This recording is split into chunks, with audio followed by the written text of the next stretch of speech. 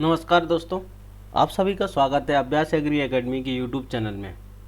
दोस्तों, आज स्टार्ट करते हैं इम्पोर्टेंट एमसीक्यू जो कि food corporation of India FCI के लिए है, एजीएम टेक्निकल के लिए। अगर आपने अभी तक हमारे यूट्यूब चैनल को सब्सक्राइब नहीं किया तो सबसे पहले सब्सक्राइब करें, लाइक करें, शेयर करें, अपने दोस्तों को बताएँ। और दोस्तों, आप एफसीआई की तैयारी कर रहे हैं तो आप एफसीआई के लिए कंप्लीट स्टडी पैकेज खरीद सकते हैं, मात्र 999 रुपये में है। अभी ऑफर चल रहा है होली तक। इसके अंदर आपको सभी एग्रीकल्चर के जितने भी सब्जेक्ट हैं उनके complete study material, PDF files, PDF study material plus recorded video, साथ साथ में आपको मैनेजमेंट एथिक्स के recorded notes, recorded lectures, PDF notes, chemistry के नोट्स, बायोटेक्नोलॉजी, एंटोमोलॉजी और जितने भी एक्ट हैं उन सबका आपको स्टडी मटेरियल, साथ साथ में आपको 5 फुल लेंथ टेस्ट भी आपको मिलेंगे। जो मिलेगा आपको सब सिर्फ और सिर्फ 999 रुपये में।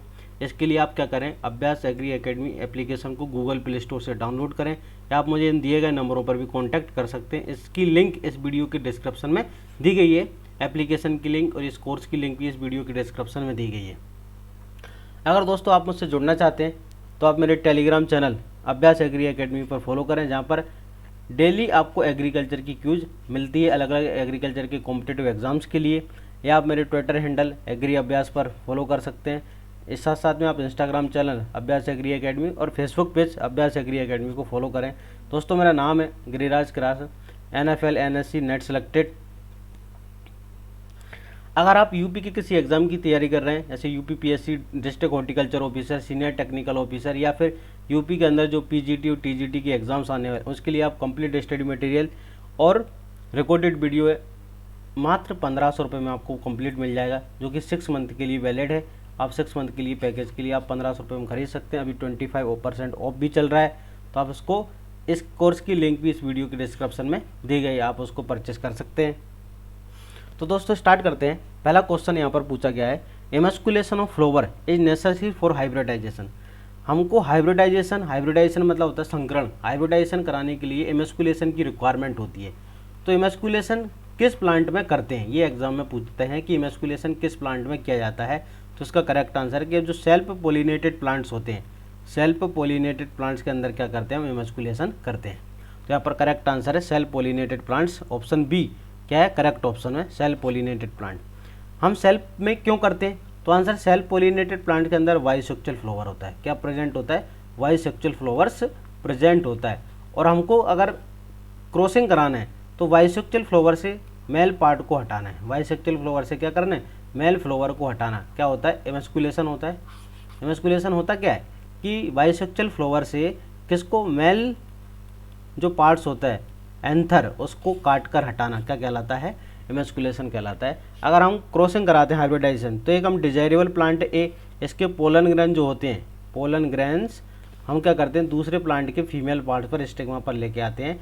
तो इस फीमेल पार्ट पर लेके आते हैं तो यहाँ पर मेल फ्लावर जो एंथर हैं पहले से प्रेजेंट हो तो उनको नहीं होना चाहिए, क्योंकि अनडिजायरेबल पोलिनेशन हो जाएगा। हम किसी डिजायरेबल प्लांट से पोलिनेशन कराना चाहते हैं, इसलिए वाइसेक्चुअल फ्लावर से मेल पार्ट को हटाना पड़ता है। इसको बोलते हैं हम एमस्कुलेशन। तो जो सेल्फ पोलिनेटेड प्लांट्स होते हैं उनके अंदर ये प्रोसेस की जाती है। क्वेश्चन नंबर सेकंड बहुत ही इंपॉर्टेंट क्वेश्चन है कि जो मेंडल साइंटिस्ट है, मेंडल ने 7 पेयर ऑफ कैरेक्टर की स्टडी की थी। उस 7 पेयर ऑफ कैरेक्टर्स हैं कितने क्रोमोसोम पर प्रेजेंट है। यहाँ क्वेश्चन में पूछा जा रहा है कि जो 7 जोड़ी लक्षण होते हैं कितने गुणसूत्र पर प्रेजेंट होते हैं। तो अधिकतर स्टूडेंट का आंसर होता है 7, तो जो कि गलत है। उसका करेक्ट आंसर है 4। जो 7 पेयर ऑफ कैरेक्टर्स होते हैं, 7 जोड़ी लक्षण होते हैं, मेंडल के द्वारा जो स्टडीज़ की गई थी, वो chromosome number 1, chromosome number 4, chromosome number 5 और क्रोमोजोम नंबर 7, इन 4 ही क्रोमोजोम्स पर प्रेजेंट होते हैं। देखो पी जो प्लांट है, पी प्लांट के ऊपर स्टडी की थी जिसके अंदर क्रोमोजोम नंबर होते हैं 14। उन 14 क्रोमोजोम में से जो 7 पेयर्स ऑफ कैरेक्टर्स होते हैं वो ओनली 1, 4, 5 और 7 इन्हीं चारों पर, इन्हीं 4 क्रोमोजोम्स पर प्रेजेंट होते हैं। Next question, the term gene is white coined by. Gene term किसके द्वारा दी गई, तो इसका करेक्ट आंसर है gene term is given by Johnson के द्वारा जीन टर्म दी गई है। मेंडल ने क्या बोला, फैक्टर बोला था। मेंडल ने क्या बोला था, फैक्टर इनको बोला था। The number of basis in single turn off DNA helix, कि जो DNA हेलिक्स होता है एक टर्न के अंदर कितने बेसिस होते हैं। तो DNA का स्ट्रक्चर इस प्रकार से होता है। तो जो एक टर्न होता है इसके अंदर नंबर ऑफ बेस पेयर्स कितने होते हैं, 10। 1, 2, 3, 4, 5, 6, 7, 8, 9, 10। एक टर्न के अंदर नंबर ऑफ बेस पेयर्स कितने होते हैं, 10 होते हैं। तो इसका करेक्ट आंसर क्या है 10। कभी कभी एग्जाम में पूछा जाता है कि जो एक टर्न होता है कंप्लीट टर्न, इसके अंदर जो लेंथ होती है कितनी होती है 34 एंगस्ट्रॉम होती है, जिसको हम क्या कहते हैं हेलिक्स लेंथ। 34 एंगस्ट्रॉम होती है, इसको क्या बोलते हैं हम हेलिक्स लेंथ कहते हैं। या फिर एग्जाम में पूछा जाता है कि दो स्टेप्स के बीच की दूरी, दो नाइट्रोजन बेस के यहाँ जो स्टेप्स के बीच की दूरी कितनी होती है 3.4 एंगस्ट्रॉम होती है। जब इसको हम 10 से मल्टीप्लाई कर देते हैं, क्योंकि नंबर ऑफ एस्पिरेट 10 है, तो यहाँ पर टोटल लेंथ कितनी आती है 34 एंगस्ट्रॉम आ जाती है। कभी कभी एग्जाम में पूछते हैं डीएनए का डायमीटर कितना होता है, तो डीएनए का जो डायमीटर होता है वो 20 एंगस्ट्रॉम होता है। नेक्स्ट क्वेश्चन की ओर चलते हैं। Question number 5, haploid production can not be done. हम हैप्लॉइड प्रोडक्शन किस मेथड से नहीं कर सकते हैं? तो हैप्लॉइड प्लांट हम पोलन कल्चर से बना सकते हैं, एंथर कल्चर से बना सकते हैं, हाइब्रिडाइजेशन से बना सकते हैं, लेकिन कैलस कल्चर जो मेथड होता है इससे हम हैप्लॉइड प्लांट नहीं बना सकते। तो ये आंसर है। Question number 6, DNA present in. DNA कहाँ प्रेजेंट होता है? तो अधिकतर स्टूडेंट आंसर देते हैं न्यूक्लियस, लेकिन न्यूक्लियस के अलावा 1% डीएनए क्लोरोप्लास्ट और माइटोकॉन्ड्रिया के अंदर भी प्रेजेंट होता है। ये 3 सेल ऑर्गेनल्स होते हैं, ये 3 सेल ऑर्गेनल्स हैं। यहाँ पर क्या प्रेजेंट होता है? डीएनए प्रेजेंट होता है। तो यहाँ पर करेक्ट आंसर क्या है? All of this. तो न्यूक्लियस, क्लोरोप्लास्ट, माइटोकॉन्ड्रिया के अंदर डीएनए प्रेजेंट होता है। DNA replication in stage of cell division. DNA का रेप्लिकेशन सेल डिवीजन की किस स्टेज में होता है? S, G1, G2M। तो यहाँ पर correct answer S phase. DNA का जो रेप्लिकेशन होता है वो एस फेज में होता है। ये बहुत इंपॉर्टेंट क्वेश्चन है, बहुत सारे एग्जाम में पूछा जाता है कि सेल डिवीजन की किस स्टेज में डीएनए का रेप्लिकेशन होता है। डीएनए का रेप्लिकेशन का मतलब डीएनए से डीएनए जो मॉलिक्यूल्स के फॉर्मेशन को क्या बोलते हैं हम? डीएनए रेप्लिकेशन कहते हैं। डीएनए मॉलिक्यूल्स के डीएनए से डीएनए के फॉर्मेशन को क्या बोलते हैं हम? रेप्लिकेशन कहते हैं। Next question, which one of the following the biological mutation. Biological mutation कौन सा है? तो सबसे पहले हमको ये पता होना चाहिए कि म्यूटेशन क्या है। तो ऐसे फैक्टर जो म्यूटेशन कोज करते हैं, ऐसे फैक्टर जो कि उत्परिवर्तन म्यूटेशन क्या करते हैं, उत्पन्न करते हैं, उन्हें क्या बोलते हैं? म्यूटेशन कहते हैं। अब ये इसके अंदर आपने पढ़ा होगा फिजिकल और केमिकल, अधिकतर यही फैक्टर पढ़ते हैं किताबों के अंदर, आपको यही मिलेगा फिजिकल और केमिकल म्यूटेशन। ठीक है, ये आपको मिलेगा। फिजिकल के अंदर आते हैं रेडिएशंस। फिजिकल के अंदर कौन आते हैं? रेडिएशंस आते हैं।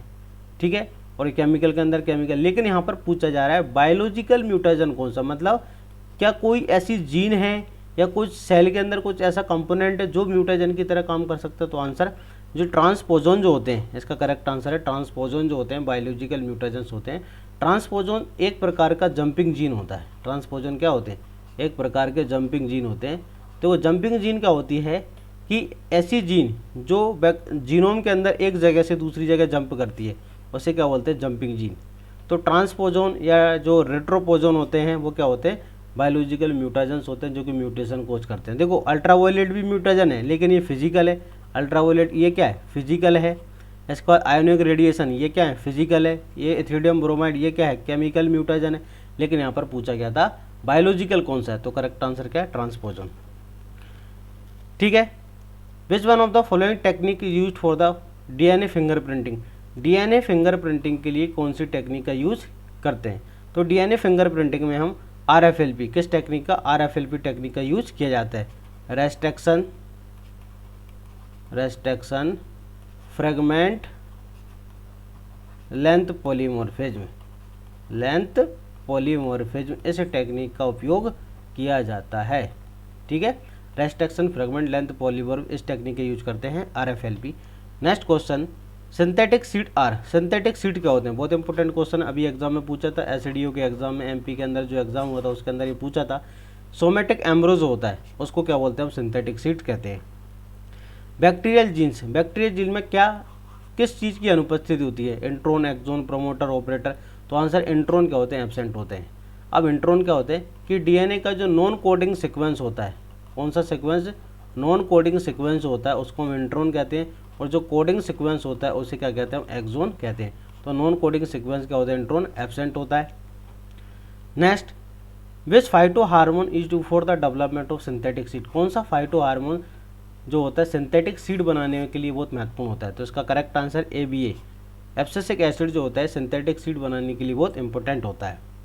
डीएनए रेप्लिकेशन किस टाइप का होता है? तो डीएनए रेप्लिकेशन होता है सेमी कंजर्वेटिव। अब सेमी कंजर्वेटिव का मतलब क्या होता है कि एक डीएनए से 2 डीएनए बनेंगे। एक डीएनए से कितने? 2 डीएनए। तो अपन देख लेते हैं, एक डीएनए से 3 डीएनए। तो जो नया डीएनए बनता है, उस नए डीएनए के अंदर एक न्यू स्ट्रैंड होती है और एक ओल्ड स्ट्रैंड होती है। ये वाली जो ओल्ड स्ट्रैंड है और ये वाली क्या है, न्यू वाली स्ट्रैंड है। ये वाली कौन सी है, ओल्ड स्ट्रैंड होती है और ये वाली कौन सी है, न्यू स्ट्रैंड होती है। तो इसे क्या बोलते हैं, semi conservative. Question number 14, the pest which attack both in field and storage of pulses is known as. वो कौन सा पेस्ट है पल्सेस क्रॉप का जो फील्ड में भी अटैक करता है और किस में भी अटैक करता है, स्टोरेज कंडीशन के अंदर भी अटैक करता है। तो इसका करेक्ट आंसर है वो कौन सा होता है, पल्स बीटल होता है। Question number 15, grub which feed on inner content of the seed in pulses belongs to. जो पल्स बीटल होता है, ठीक है, पल्स बीटल जिस जो क्या करता है, या कौन सा ग्रब है, किस कीट का ग्रब है जो कि पल्सेस सीड के इनर कंटेंट को खाता है। तो आंसर है पल्स बीटल। अभी हमने देखा था कैलोब्रूका चाइनेंसिस जो होता है पल्स बीटल, इसका जो ग्रब होता है लार्वल स्टेज, इसकी जो लार्वल स्टेज होती है ग्रब, ये क्या करती है, जो सीड होते हैं जैसे ग्राम सीड है, पल इसके बाद अपना रेड ग्राम सीड है, उनके इनर कंटेंट को खाने का काम करती है। क्वेश्चन नंबर 16 है कि गाँव के अंदर जो हम कठपुतली वाला एक शो करते हैं, जो टेक्नोलॉजी ट्रांसफ़र के लिए किस प्रकार का एग्जाम्पल है। पुपेट शो जो होता है कठपुतली किस प्रकार का एक टेक्नोलॉजी का मेथड होता है। तो इसका करेक्ट आंसर है ग्रुप मीडिया। कौन सा होता है, ग्रुप कॉन्टैक्ट मेथड होता है। क्वेश्चन नंबर 17, इन C3 plants CO2 acceptor, C3 plant के अंदर CO2 एक्सेप्टर कौन होता है। तो इसका correct answer RUBP। CO2 acceptor कौन होता है, RUBP होता है, 5 कार्बन वाला। Question number 18, loose spot of wheat is can be control by. Loose spot of wheat किसके द्वारा कंट्रोल किया जा सकता है। तो seed treatment with Vitavax correct answer है, hot water treatment correct answer है, सोलर ट्रीटमेंट करेक्ट आंसर है। तो आंसर ऑल ऑफ दीज। इससे हम मतलब इन सारे मेथड से क्या कर सकते हैं, लूज स्पॉट ऑफ वीट को कंट्रोल करते हैं। Downy mildew of pearl millet is suppressed by. Downy mildew of pearl millet को किससे हम सप्रेस्ट कर सकते हैं। तो आंसर है क्लोराइड से क्या करते हैं, उसको सप्रेस्ट करते हैं। ये जो बीमारी होती है किससे होती है, डाउनी मिल्ड्यू स्क्लेरोस्पोरा ग्रेमिनिकुला, स्क्लेरोस्पोरा ग्रेमिनिकुला नाम की इस फंगस से क्या होती है, बीमारी होती है। इसको हम क्या कर सकते हैं, तो इसको हम क्लोराइड आयन से सप्रेस करते हैं। Question number 20, the vector responsible for spread of potato leaf roll virus. Potato leaf roll virus को, ये जो बीमारी है इसका वेक्टर कौन सा होता है, किसके द्वारा ये फैलती है। तो इसका करेक्ट आंसर एफिड। ये बीमारी किसके द्वारा फैलती है, एफिड के द्वारा फैलती है। आई होप आप सभी को समझ आएगा बहुत अच्छे से। अगर आपने अभी तक हमारे यूट्यूब चैनल को लाइक नहीं किया तो सबसे पहले लाइक करें, शेयर करें, सब्सक्राइब करें। और आप अगर किसी भी कॉम्पिटिटिव एग्जाम की प्रिपरेशन कर रहे हैं तो आप गूगल प्ले स्टोर से अभ्यास एग्री एकेडमी एप्लीकेशन को डाउनलोड करें और दिए गए नंबरों पर कॉन्टैक्ट कर सकते हैं। Thank you.